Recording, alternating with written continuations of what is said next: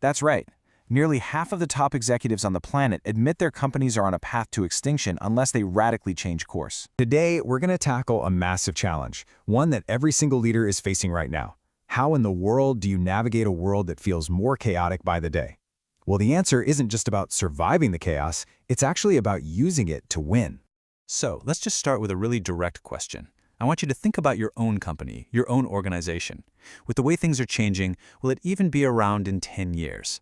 You know, it's a tough thought, but it's one that leaders everywhere are seriously losing sleep over. Because when a whole bunch of global CEOs were asked that exact same question, this was their answer: 45%. And what that number represents? Well, it's a huge flashing warning sign for all of us. That's right. Nearly half of the top executives on the planet admit their companies are on a path to extinction unless they radically change course. But here's the kicker. Only a tiny fraction of them have actually done anything about it. And this massive gap, the one between knowing a storm is coming and actually building a storm shelter, that's exactly where we're going to focus today. So what's driving all this anxiety? Well, it isn't just one single threat.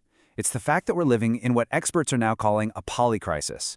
And this isn't your parents' business cycle uncertainty. This is something completely new. And here's the most important part to get.